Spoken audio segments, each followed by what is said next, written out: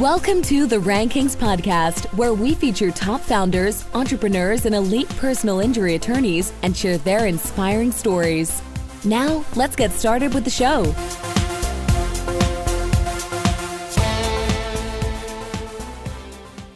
Chris Stryer here, CEO and founder of Rankings.io, where we help elite personal injury attorneys dominate first-page rankings. You're listening to the Rankings Podcast, where I feature top business owners, SEO experts, and elite personal injury attorneys.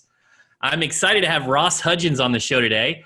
Ross is the founder and CEO of Siege Media, an SEO-focused content marketing agency. Siege Media specializes in best-in-class content using parallax animations, design, and they even have an in-house photo studio. Their elite services have earned them an Inc. 5000 placement for the past 3 years. Ross, welcome to the show. Thanks for having me, Chris. Excited to be here. Yeah, I'm excited to have you on and talk SEO and talk about link building. But to get things started, how did Siege Media come about? Like, where did you get the idea to create Siege Media? Yeah, I was originally in-house at a company that made insurance and mortgage type websites and was kind of running that as an SEO manager end to end, and was blogging on the side. That kind of helped me get some clients. I knew that was going to be good for me long term, just from a personal brand standpoint. Something positive would come from doing that. Got some clients, and then ended up having a boss who micromanaged me, and I decided quit. And turned out my focus was always kind of on link building. We had these smaller websites, so that's kind of where my mind went. And I was blogging on my personal blog. That kind of started giving me some chops of like, what resonates? How does this work? And it actually was perfect timing. Is back in the day, link building was pretty shadier in terms of like not being real marketing for companies. And you buy links and things like that. Easing articles, yes, spin articles. It did a lot of that. It was I would just spin 10 articles and submit it to article directories a day is one thing. And yeah, that kind of I think set the stage for a perfect transition where the world of SEO started to change, and I was perfectly at the right point to kind of like ride that wave. And so we kind of have leaned into content marketing side of SEO and kind of how Google has evolved with it. That's kind of where we are today. I love that you have not only a focus in SEO, but you have an expertise in link building.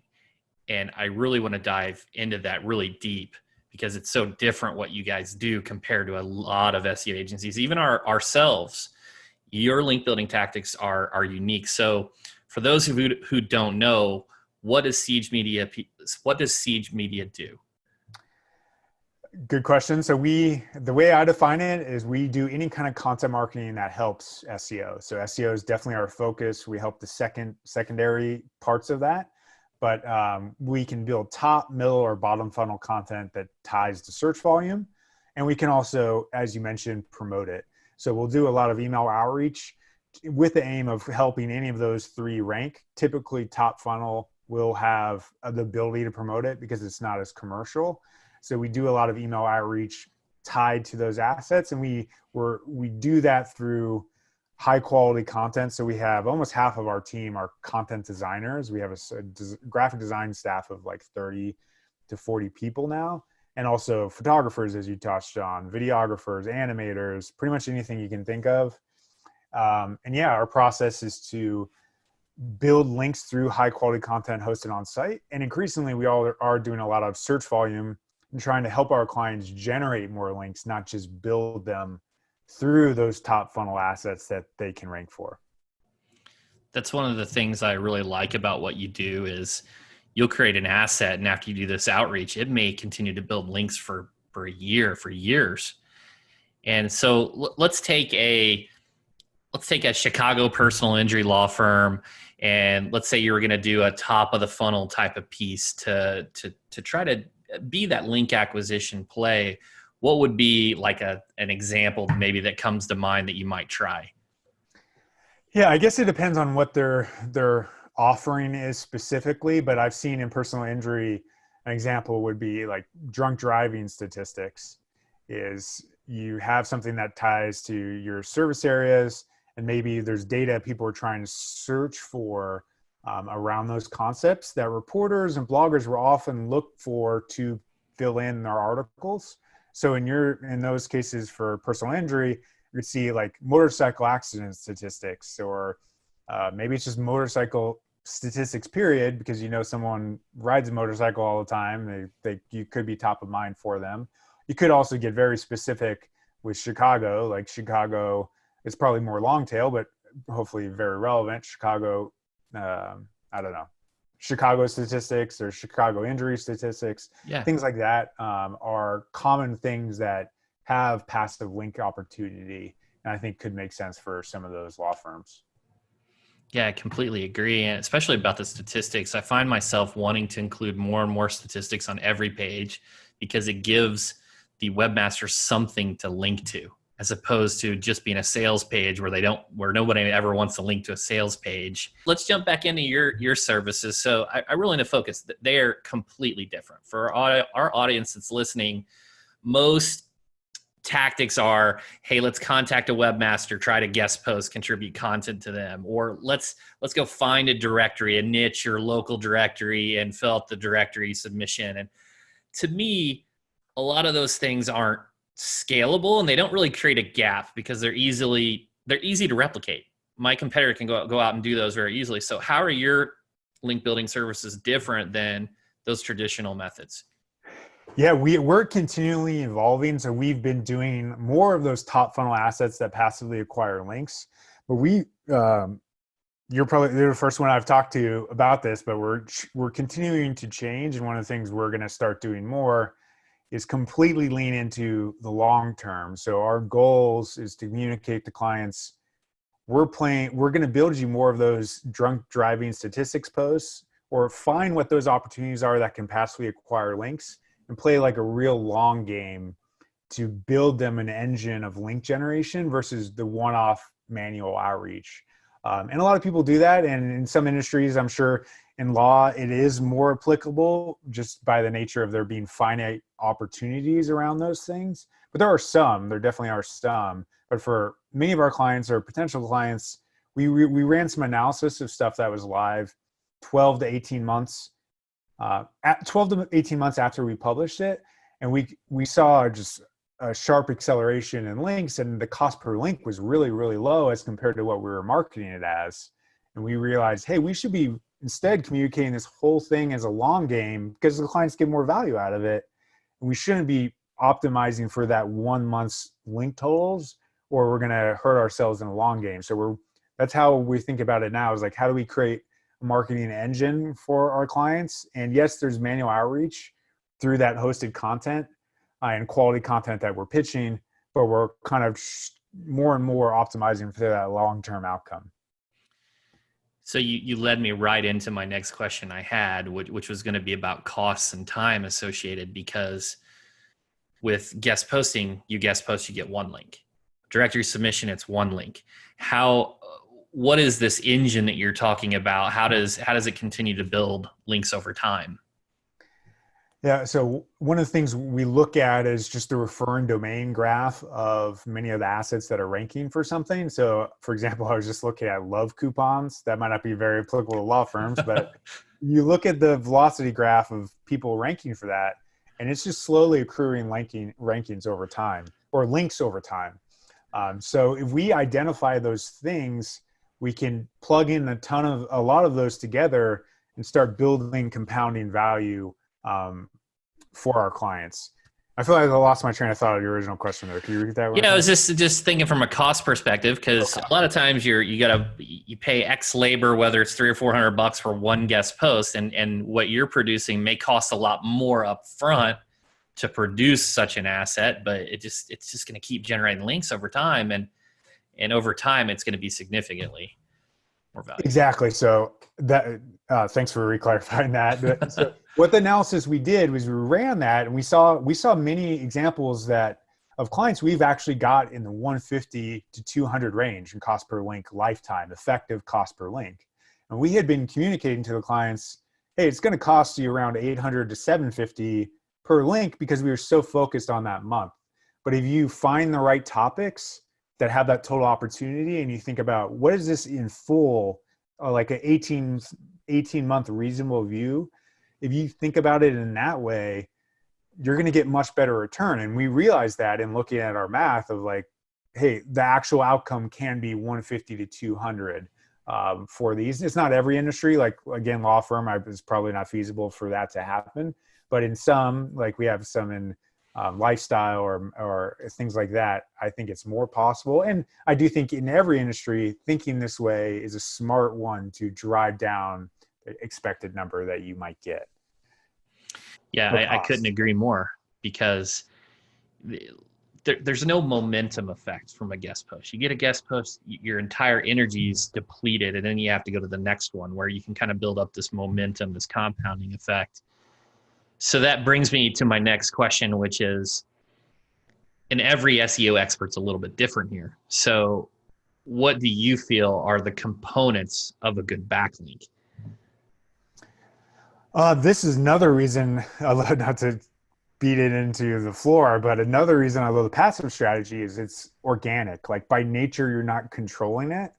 So if you have control over a guest post, you are at some risk of like, is this actually what Google wants?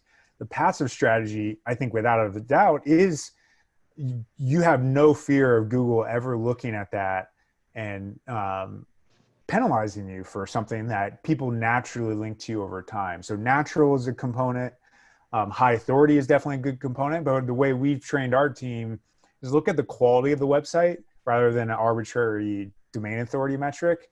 Because if it is a nice looking site, like you mentioned, your new or agency arm that you're potentially launching, that looks nice. I imagine the authority, I haven't checked it, is not super high today, but it will be high because you do good marketing, and I know you will accrue that over time. So if someone was like, I have to have a domain authority of 60, they would have completely missed the boat there. So it's kind of a qualitative thing. And we do still report on those numbers and say we're on average going to get this, but we're not going to say, hey, let's set an arbitrary line in the sand of 35 and never go below that. Or that's how we think about it anyways. Yeah, and I think one of the frustrating parts of being an SEO expert is having to report on that, because everyone's been coached they've read on a blog that they need to look at these metrics. So when you don't include them, they're like, where are they? And then you have to educate them on, well, what is actually a good link? So that's a whole different kind of story there. You mentioned one thing, topics. So picking the right topic is incredibly important for any type of virality, any type of piece that's going to have a leakable component. Are there any tools that you use maybe to gauge the social success or the virality of a topic? Yeah, it's a mix. We'll use BuzzSumo for social shares. The strategy I just touched on, kind of our go-to now, is Ahrefs top pages. And that's different than Ahrefs best by links, because you might have some concept that goes viral, but you can't do anything with that information. But you can, if I see that you're ranking for SEO law firm statistics as a term, and it has search volume and you have a ton of links to that on top pages, I reasonably can leverage that for my own strategy, should I believe I can out execute that, which I'm sure I can't because you're such an expert on law, but hypothetical. Top pages, Ahrefs is what we love using there. Definitely Google Trends, all of those things. But we're looking at links, social proof, even Reddit upvotes we'll use at times as validation. But increasingly with this strategy, really loving Ahrefs top pages section with links as a variable that we're looking at. Yeah, I think that's really important. So you could go find a good topic on Reddit or BuzzSumo, but then you plug it in to see if it actually has the ability to attract links. So I think it's kind of that two-pronged approach. I think that's really smart. So we've talked about kind of, how to pick a viral topic. We've talked a little bit about the difference between your link building topic approach versus others and the components of good links. So I'm going to ask you kind of the broad question here. If we were going to give the 80-20 DIY version to a personal injury attorney trying to do this for themselves, what would be your recommendation? Yeah, I think going to Ahrefs and thinking about your industry and vertical, and looking at comparable sites or publishers that maybe have top funnel or middle funnel concepts that you think you can rank for, and look at the links to those assets and see if you can comparably do a better job than them. I think that's one of the skyscraper technique. Many people have heard of it. It has its failabilities if you do it wrong, but the whole idea is you have to be able to out execute this from a content standpoint. So look at comparable industries, or maybe publishers as well. Like if you are specialized in motorcycle injury, maybe there's something with a motorcycle actual magazine that would be relevant for you. Even though it's not traditional law, there's still something there that you could look in that list and out execute, hopefully with your own expertise of what you know about personal injury. And then you will need to apply a component in content marketing world today of probably hiring a good designer, hiring a good front end developer, et cetera, to put that together. That's all going to be a component that you might need. I think those are incredible suggestions. And then, if they look at those top pages, I think most attorneys are just looking at the practice area pages. They're just looking at those big bottom of the funnel money pages. I think, correct me if I'm wrong, what you're referring to is, hey, don't just look at those bottom of the funnel pages. Look at the top of the funnel, look at the middle of the funnel, the pages that have a lot of links. Is that correct? That is correct. And one thing we do as well as part of our strategy that you can apply is when pitching these assets that are top funnel, if it's tying to that practice page, you might be able to get a link to that as well a percentage of the time, because it's relevant enough. It's not weird to ask that blogger or reporter to change the link to your new page. And we've had success in doing that. In worst case, you're building topic authority. You hopefully internally link as well. And of course, raising the whole domain will happen if that's done accurately too. Yeah, that's a great piece of advice as well. So let's shift over kind of to personal development. Are there any business or marketing books that come to mind that you recommend? Yeah, let's see. Top of mind there. What have I been reading recently? Honestly, top of mind for me in today, like with Black Lives Matter and things like that. I've been growing as a agency owner and a founder and entrepreneur by reading White Fragility. Highly recommend that. It basically talks about the different ways that unconscious bias and racism actually factors into how we work. I personally want to build a more diverse company than I do today, and it was always top of mind, but obviously became increasingly top of mind as it should have been in the last couple of months. So that is recommended reading to me, especially for any white founders that have been thinking about these things. I really love that book. I read it in like 2 days. Nice. What else is top of mind? The hard things about hard things, which is a common one, is a favorite thing that I just listen to on repeat on occasion. Don't Hurt Me, I believe, is another one. Or You Can't Hurt Me. Is that David Goggins? Goggins. I'm enjoying that. It's not business necessarily, but just in terms of like motivation and you think your life is tough, like does not compare to what that guy has overcome. That's something that's definitely a good one. Have you read that one? I haven't, but I heard him speak at a local or at a conference in Atlanta, the CRISP Summit, and he was awesome. He was very motivational. What about mentors or influences? Do you have any coaches, anybody you're working with to kind of keep? I don't. That is top of mind. In terms of very formalized, informalized, I've always really appreciated and looked up to Will Reynolds. Will, I think, runs an agency like I would want to run it. And he's always been gracious with his time. Anytime I've had a question, he's obviously gone through a lot of the things. He's like 20-year agency owner, I think. I don't know exactly how many years this year has been going now, but he's done it all. So I think highly of him, and any agency owner or business owner, I think, can learn from him. Like a great tip as top of mind was even shared. I feel like he's like shared in our Slack all the time. Today he was like, good managers should realize that your goal isn't to be liked. So you have to, sometimes you have to your goal is you have to achieve a goal and not just have the goal be to be liked. And sometimes you have to say things that people aren't going to like as a manager, and especially someone who's grown from within and has peers that they're friends with. It can be a difficult thing to overcome that hurdle. It doesn't mean be mean, but I think it was a nice little statement that he shared on LinkedIn today, that you just can't, you have to think past that. And I've been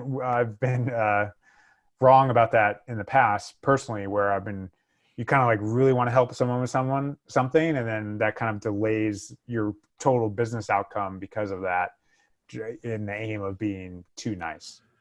So. Yeah, I think that radical candor is important, but it's incredibly difficult. I think probably every business owner has maybe not held on to an employee or not coached them up maybe a little longer than you should have before having that really candid conversation. So that's a great piece of advice. Ross, so hey, one final question here. Is there anything that you want to talk about that we haven't discussed? I don't think so. You can tell that passive link side of things is definitely top of mind. In general, I would ask people to start thinking that way. It's been aha for me in the last couple of weeks, is why aren't we long-term focused with links? We're long-term focused with search, but somehow we're like looking really aggressively for link numbers that first couple months. And I think that's probably leading us the wrong path. So I think the more the industry can change their thinking there, the better off we'll be. I think it's also the kind of links Google wants to. So I think we're solving for everything by doing that. I couldn't agree more. I think so. I think otherwise you invest all this content on your site, and then an external backlink profile that's unnatural could just get you in a lot of trouble. And sure. Guys, we've been talking to Ross Hudgens, CEO and founder of Siege Media. Ross, where can people go to learn more? Yeah, just check out siegemedia.com, our blog, YouTube channel. We're publishing pretty frequently. Feel free to connect with me on LinkedIn or Twitter. I'm sharing content there and adding more depth to a lot of the stuff we talked about today. Awesome. Thanks so much, Ross. Thanks for having me.